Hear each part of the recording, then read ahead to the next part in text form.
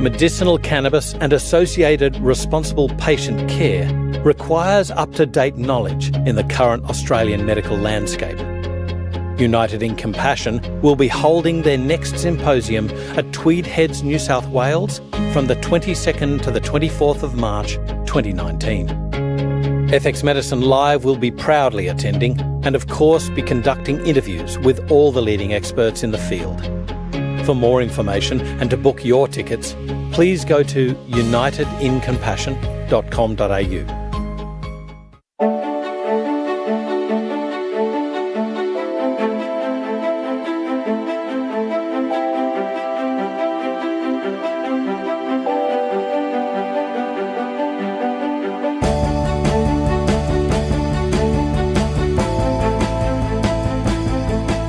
This is FX Medicine. I'm Andrew Whitfield-Cook. Joining us on the line today is Anna Sangster.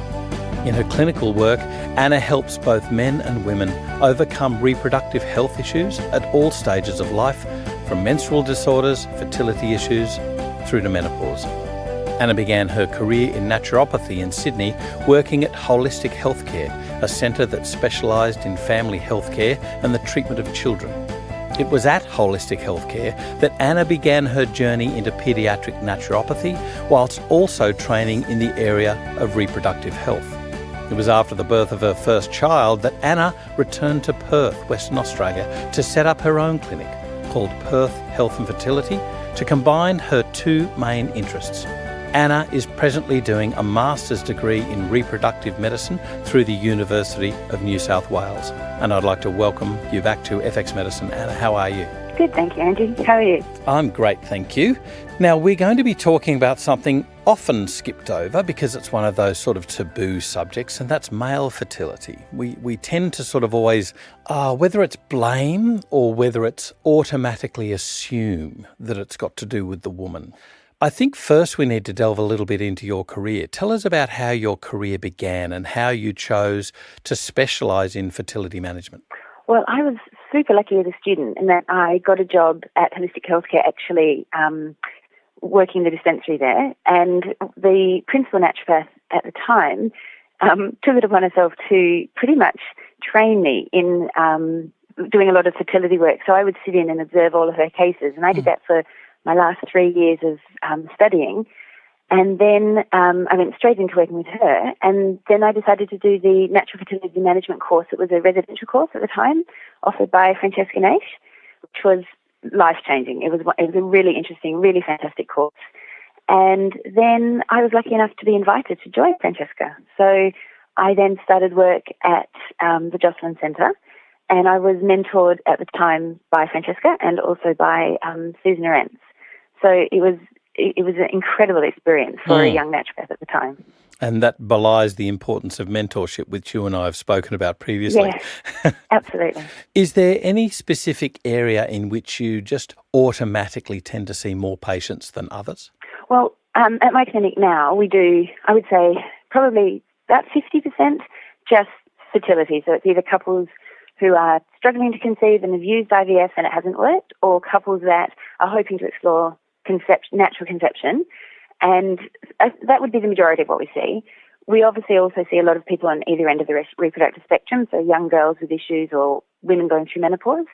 But we are seeing just more and more male fertility cases. Yeah. So hence my interest in that area. Have the types of fertility cases that you commonly see changed over the last, 16 odd years? Well, I think definitely. I think what you said in your intro was incredibly true, where more and more, the people that sit in front of you, there is the assumption that it's the woman's fault. And I think the media really do a good job in that, in building up, the aging egg, and women are getting older. But I think what we see more in walking through our door is younger couples, which is worrying in itself, but more and more younger couples. And the man sits in front of you, and all of our couples have to do a semen analysis when they join us. And I think, it's always a surprise for the man, but more commonly predictable that there will be a sperm problem.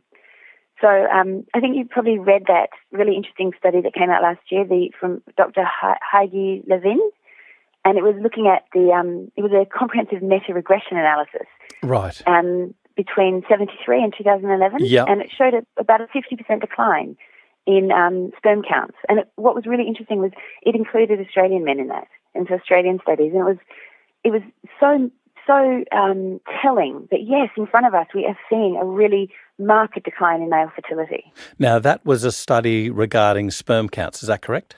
That's right. So it looked at research between 1973 and 2011, and it really showed that in Western men, there's been this sort of marked decline in count. But I think what's really interesting is it wasn't the first, certainly not the first time this research has come up. So as far back as 1992, there was a study also published in the British Medical Journal by Carlson, and he showed decreased sperm counts in the preceding 50 years. But I think from the one from Dr. Levine, what was really interesting was it was looking at men that were unselected for fertility issues. So often when we're looking at, pools of men, they're often men in fertility centres because they're having, struggles with conception. It's by sample size. That's right, but this research was done on men not selected for fertility, so just sort of bog standard men across the society, and we're seeing this marked decline in sperm count. Previous research also showed this over the previous 50 years? Yes, it's been shown quite often, but there's always controversy with these studies. So they're always saying it's not and that's totally fantastic because it provokes debate. But often these studies are looking at certain groups of men within society. Right. So this most recent one was sort of so broad that it really did highlight a decline in sperm count. So forgive me. So the previous research was a biased sample? Well, no, actually the Carlson one wasn't. I think you'll find that was non-selected, but it was. I think when you start looking at an entire population with a declining sperm count, I think it always raises debate and controversy. So the more recent one was fantastic in that I think it's now a bit more universally accepted that we'd really have an issue with male fertility. What are the current theories regarding the decline in male fertility? What do they think it's caused by? I remember one old one thinking about like population density and perhaps pheromones. There's also phthalates and things like that in our environment. Well, that's actually what Dr. Levine brought to the public attention. And if you listen to any of his interviews right now, he's a real advocate for saying, look, one of the biggest issues that's linked to declining male fertility is our exposure to phthalates and pesticides. Yeah.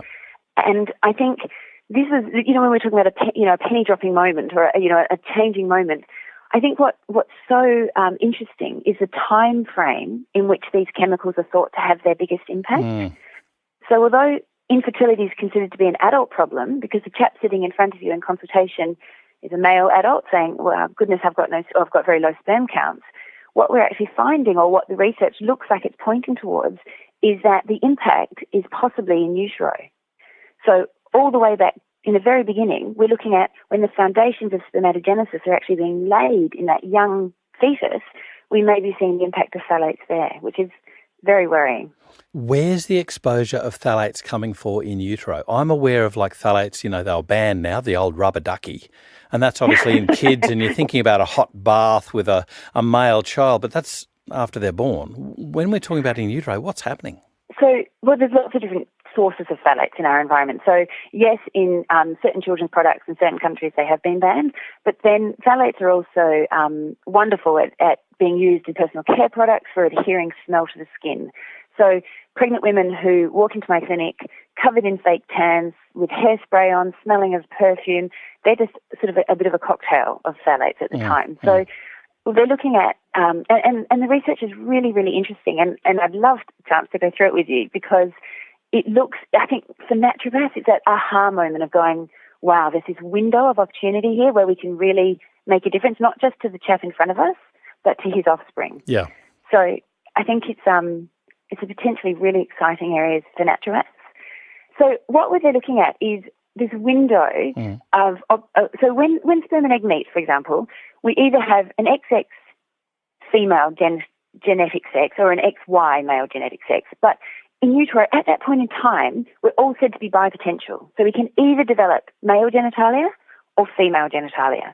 And for an XY genetic male to head in the direction of making male genitalia, we need to make sure that there's enough testosterone present. Yep.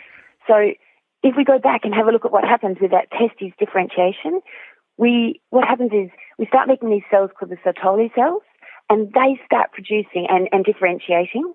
We then make the Leydig cells, the fetal Leydig cells, and they start making testosterone. And the most important thing that happens right there is that testosterone stimulates the proliferation of those Sertoli cells. And what they've found, or what we think from animal studies and different studies on humans, is that the number of Sertoli cells we make in this fetal window will be a really great determinant of how much sperm we can make as an adult. So it's really important that that process of Sertoli cell differentiation is not interrupted. So we need adequate testosterone stimulation to not allow that process to be interrupted. And so if we go back, there's actually a theory that there's 3 pockets or 3 windows in a man's life where we start making more Sertoli cells. So we've got a really big issue in fetal life. That's when we start making them. Immediately after we're born, there's this other area, time of Sertoli cell proliferation, and once again, just prior to puberty, and then that's it. It's done dealed. It's a locked-in thing. Done dealed. You've got how many cells that can make sperm in your body. And so it's really important that process isn't interrupted. And I think that that's where we're seeing the impact of the phthalates, is that because they have that anti-androgen effect, they can really affect Sertoli cell differentiation and the ability of the Leydig cells to function properly. So we're talking counts here. What about morphology? So at this point in the development of the fetus, they're actually talking about count. So Sertoli cells, so the number of Sertoli cells, they actually talk about it's an indicator of your ability to make sperm. Mm-hmm. It's also linked to testicle size.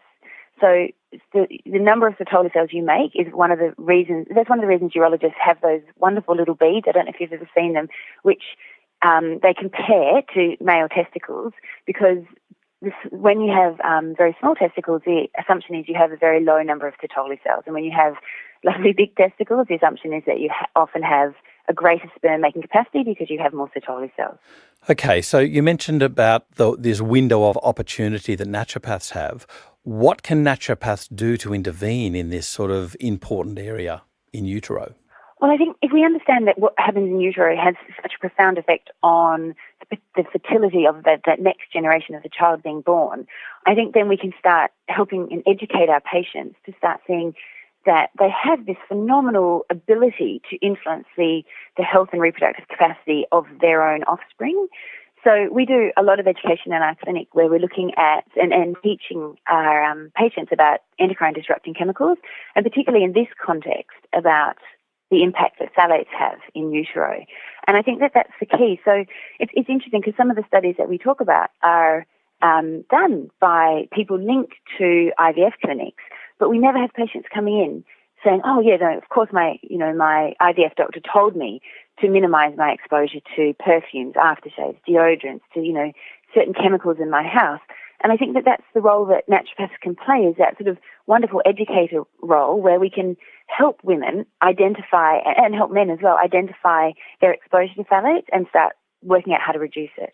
Can I also ask, Anna, that we're speaking about fetal formation here and malformation. You mentioned previously that there's 3 windows of opportunity, if you like.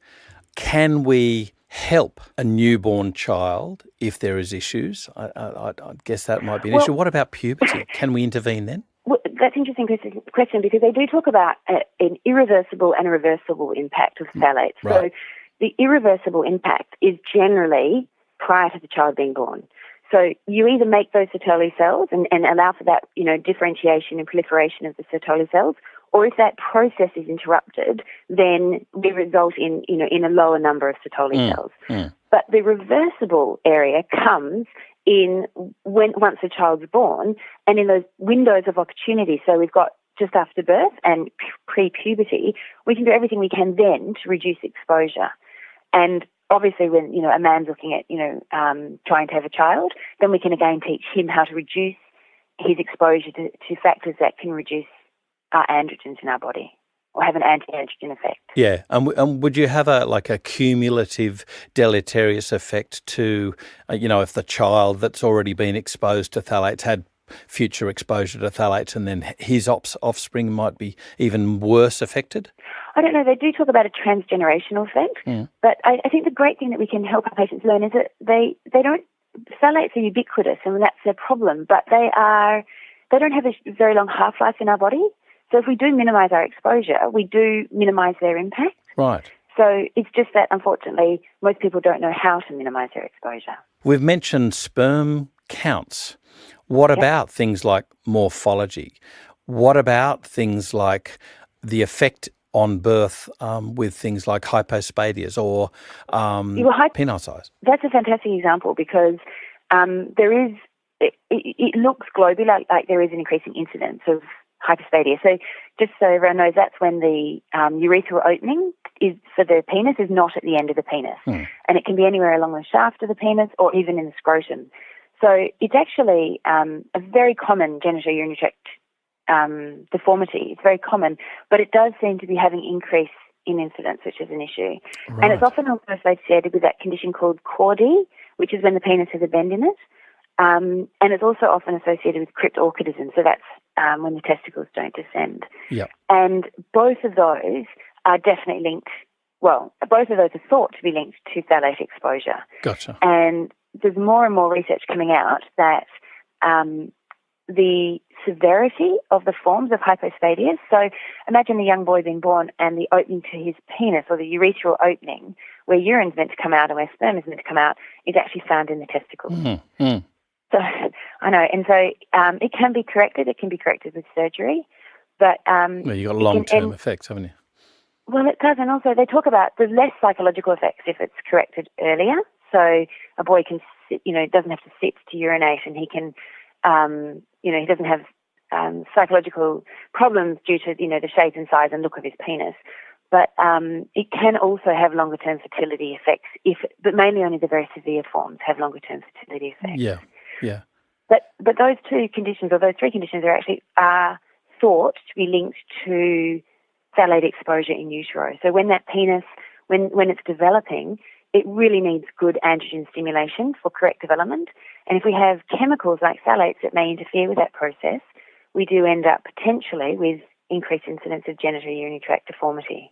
Can I ask here, so are we only talking about phthalates, or are there other culprits that we need to be aware of? Well, that's a good question. It's the reason that I was particularly interested in phthalates is only because it has, so things like certain endocrine disrupting chemicals have an estrogenic effect, whereas phthalates are specifically thought to, one of the ways they act is to have an anti-androgen effect. And it's just in this window of opportunity or this window of development that it's so important to have testosterone or androgen secretion. And when we have that anti-androgen effect, that's when we start seeing the really deleterious effect of the phthalates. Right.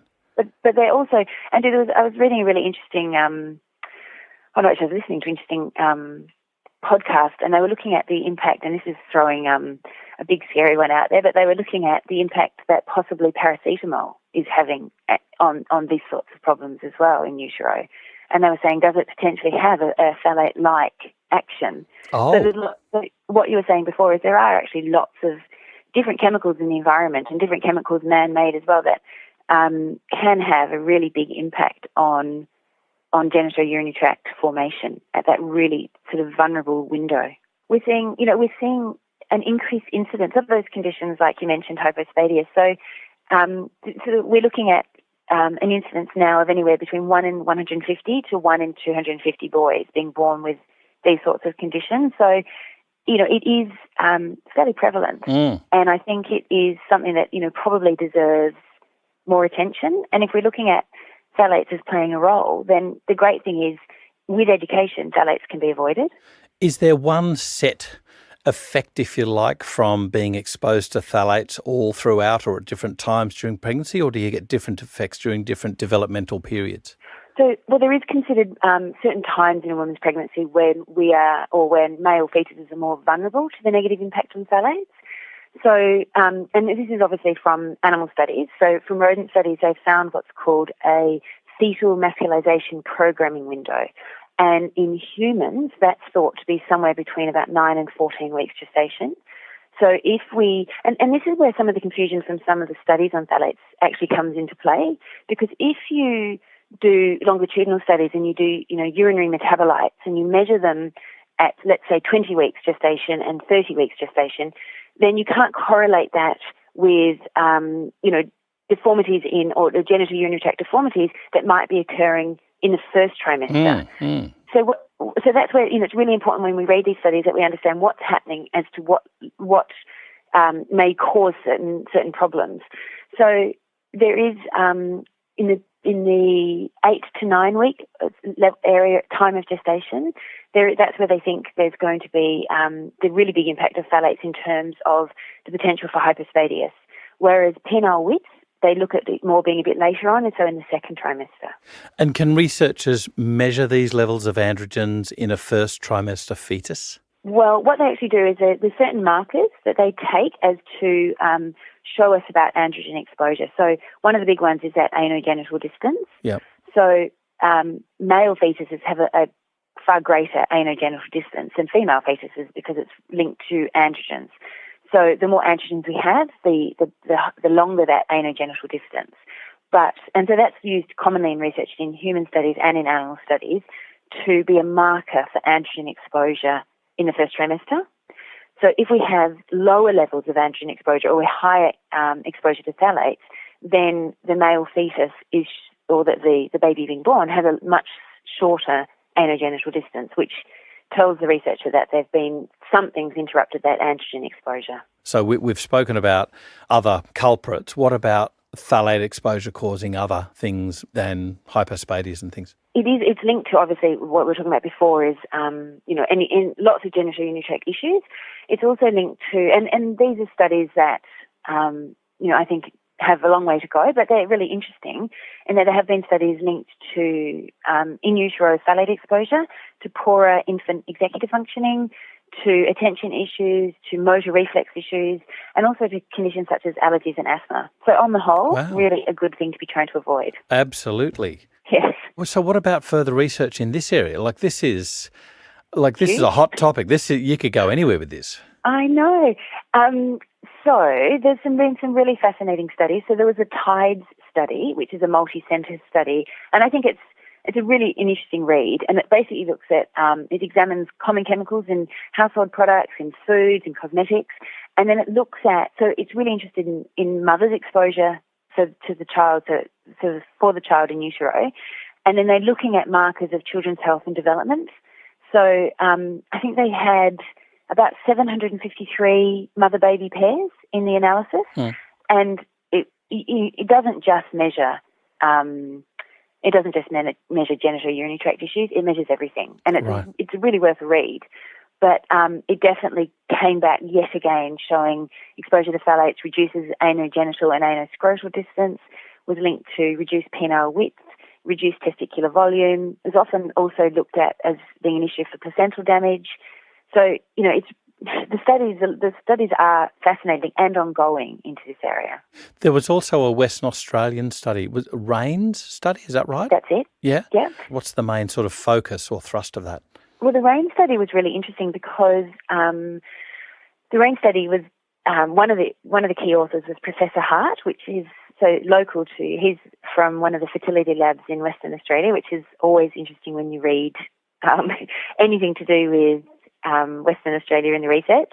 And they were looking. And this just shows you how long this has been a problem, because their study, I think, started over 20 years ago. Wow. And I know. So this isn't new stuff. This has been going on for ages. But unfortunately, I just don't think it's being disseminated enough and quickly enough into the population saying, you know what, you can do something here. So that study started about 20 years ago, and they actually were measuring, and unfortunately with that study, and one of the things they do say in that study is one of the limitations is at that time, they were measuring phthalates as in the serum, whereas now they're more commonly measured as urinary metabolites. Right. But even then, the research is still saying these phthalates are causing a problem.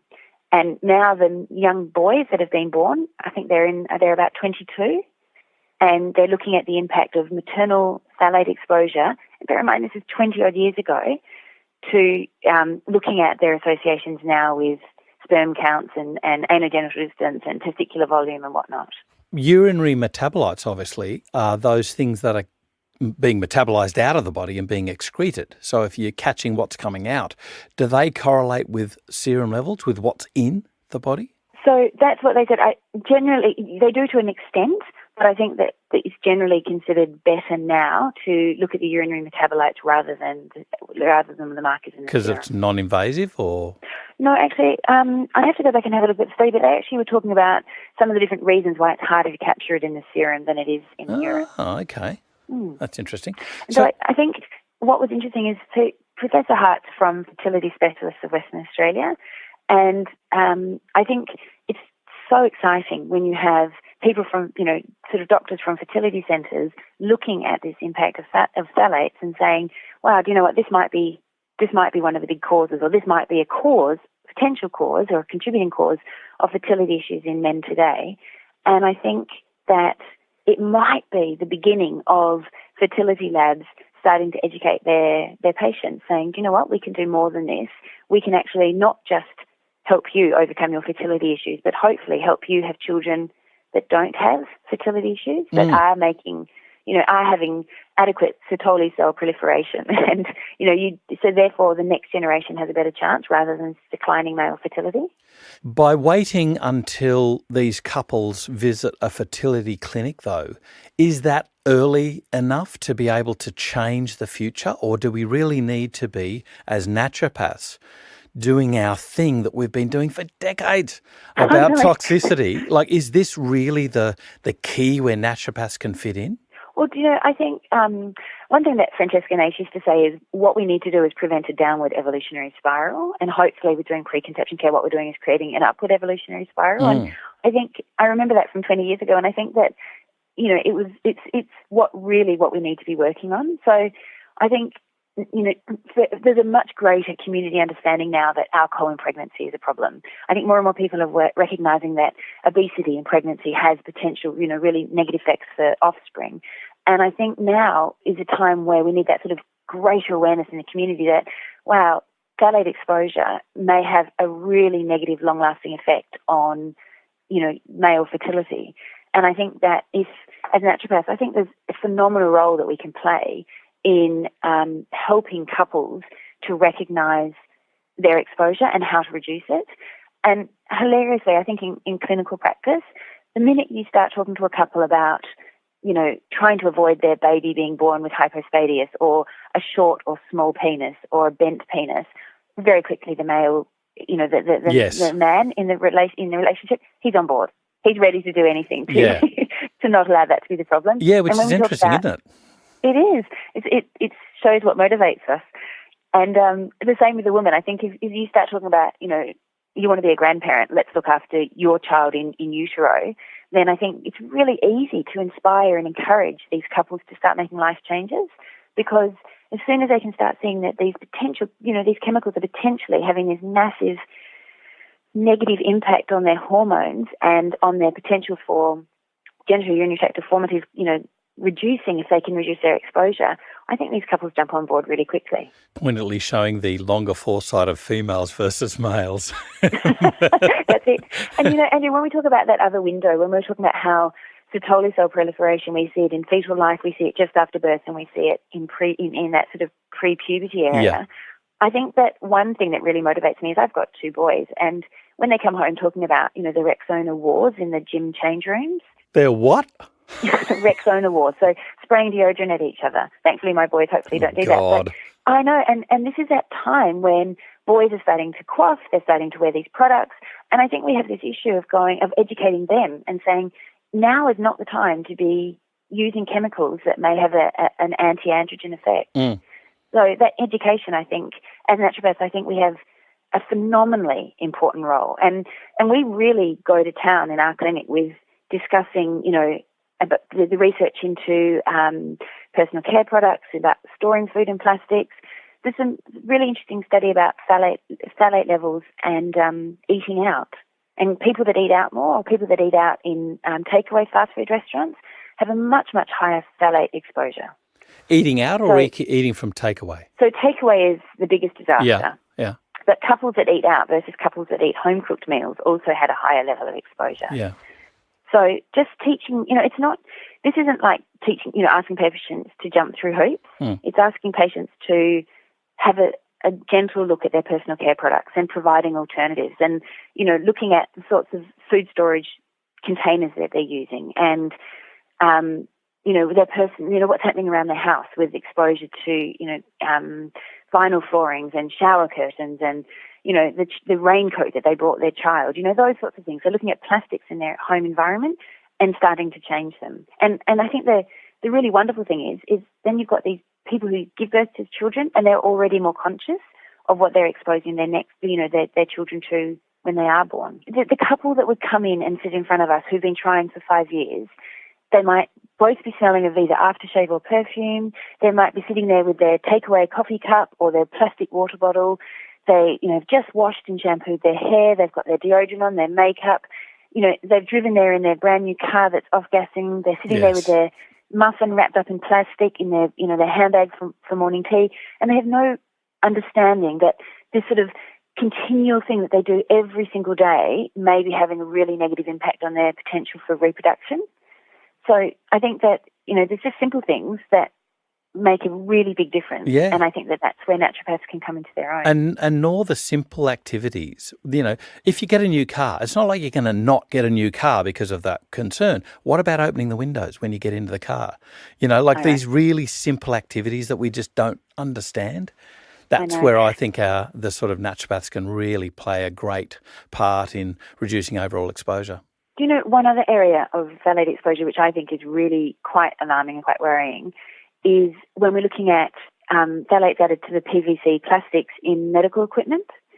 So it's a really big issue because a young baby born premature is possibly going to be, on a number of medical devices. So they probably have a breathing tube, they have a feeding tube, they're going to be, have an IV line. So there's all sorts of things where they are getting continual exposure to phthalates. And I think that certain slightly more proactive countries, so even as far back as 1992, Vienna started phasing out phthalates in medical supplies and medical equipment. Other countries have followed suit, so countries like Norway, the Czech Republic, France, they've all started, saying, look, this is a problem because in our hospitals we are hotlining phthalates into these into these babies. Yeah. And it's not just in neonate wards, but some hospitals are doing it throughout, but it's not done yet here. And I think that you've got these critical windows of development and a beautiful baby that is premature and struggling at the best of times doesn't need to be, sort of supplied exogenous phthalates like that. Yeah, that's right. Okay, so not blaming, but I'm just asking, are any of these Australian researchers championing this issue? I haven't read anything like that. I've read more studies. My favourite, I think if I had to choose where I would live, so many of the wonderful studies do come from the Scandinavian countries. But interesting, like I said, it was Vienna that started that awareness. Wow. But no, as yet I haven't read anything about Australian hospitals and what their future plans are. But I think that, again, with public education and again with that public pressure, then hopefully we can see more and more hospitals choosing to use supplies that are phthalate-free. Yeah. When you're talking about these non-branded spray, deodorant, antiperspirant sprays, do roll-ons make a difference, or is it in the chemicals that's in I think that you'll find with the difference between roll-on and spray is the aluminium. So I think and I'm not entirely sure, but I'm pretty sure that you inhale a lot more aluminium when you spray than rather when you roll on. But in terms of phthalates, you're still going to be exposed to them. So anything that has, that sort of artificial fragrance with something in to make sure it adheres to your skin, that's where we get that exposure to phthalates. Our exposure comes through three main areas, so either ingestion, inhalation, or dermal contact. So we talk a lot about ingestion in terms of really trying to encourage people to store food in glass or in ceramic, about really trying to encourage patients to, not heat things up in plastic ever, and not use Glad wrap and not use all those sorts of products, not use plastic water bottles, for example. And then in terms of inhalation, I think a lot of that's understanding that we need to keep really good fresh air coming through. We need to not be using things that, that have that incredibly strong smell. So our shower curtains are cheap plastic raincoats, that sort of thing, vinyl flooring. And I think that's where it's a really big issue for kids because they're low to the ground and they're exposed to that at a much higher level. And then dermal contact, I think that's the biggest one that we see in clinic is people are just covered top to toe in beauty products that contain phthalates. So I feel personally so sad when I see a pregnant woman covered head to toe in fake tan and you can smell that they've got some very strong perfume attached to it to try and cover the smell of fake tan. And I just think that poor baby is just enveloped in, inside of a woman covered in phthalates. So we do a lot about just educating them about simple ways that they can start making differences. And you try and do it in a non-alarmist way, but particularly if the woman's already pregnant. But I think just that education at that time frame goes on to help them learn about how the best way to protect their children as well. Now, this is really important. You made an important point there, non-alarmist, and that is key, because there's nothing worse than inducing stress and over-worry in somebody that it may have an issue, but to make them paranoid about it is probably the worst thing that we can do, and certainly instill guilt. What conversations do you have to introduce this sort of issue? Well, so it would depend on who's in front of us. So if it's a couple that aren't pregnant, then I feel I can give them more information to try and help them, direct them into the, safer products and safer alternatives. But often we also inherit into our clinic patients that come in who are already pregnant and want help and nutritional support through their pregnancy. And if the lady is already 6 weeks pregnant, 10 weeks pregnant, 20 weeks pregnant, and you can tell just as they walk in that they're, covered in perfume and they're drinking from their water bottle, then you're right. You don't want to alarm them. You don't want to cause concern. So just very gently we start talking about how it be beneficial for their child, and also for when the child's inside in utero now, but also when the child's born, that we start lowering exposure to these chemicals. But we certainly don't talk about conditions like hypospadias or the potential for hypospadias there and then, because often by then it's too late. Yeah. So what sort of lead time is best? I mean, obviously, decades, but what sort of lead time is workable? Well, the ideal would be, I'd like, say, 3 or 4 months with every patient to get them, ready and as healthy as they can possibly get to try and conceive and therefore have the healthiest offspring. But often couples come to see us after they've been trying for 4 or 5 years. And so, and often some of these women are older by this stage. They may have not been older when they started trying, but, all of a sudden they're 39 or 40 and they are not at all interested in not trying for 3 or 4 months. So we just very quickly say, right, that's it. Let's minimise exposure from today on. Yeah. And I have to say that those are the couples that are so responsive. And it's not a big deal for them. They're really keen to make the changes and they do it very quickly. Because they're concerned because of their age, is that what you're saying? Because they're concerned for the health of their offspring and because I think they will do anything to get pregnant. Yeah. So they're a very highly motivated group, which is fantastic. What other routes can infants be exposed to phthalates? So again, that's an interesting one. So I think it's quite funny when someone passes you their baby and they smell of perfume. So that's just from mum, from cuddling mum and then completely being overwhelmed by mum's perfume and it's all over their skin. Right. I think one area that people forget is also what we wash our children's clothes in.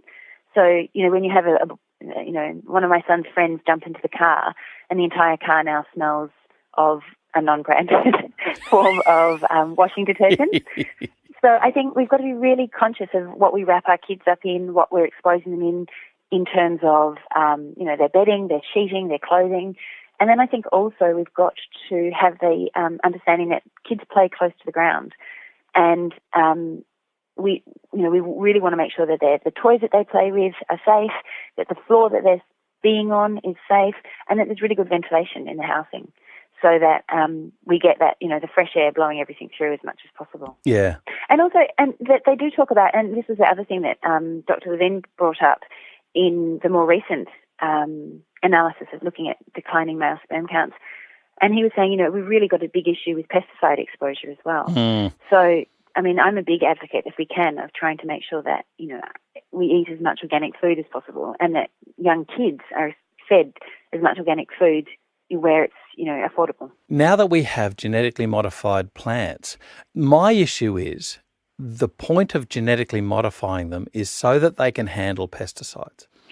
And the point of handling pesticides is not for the benefit of that plant per se. It's to increase yield on the farmer's land by decreasing pests. And so what they do is they can load these plants up and they don't get affected.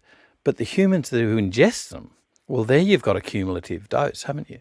You do. And when you have when you have, researchers like, someone who's very prominent, like Dr. Levine, actually calling that out, then I think that hopefully it's, it will have people sit up and start paying attention and sort of going, wow, we don't think of pesticides on plants as being potentially detrimental to fetuses in utero.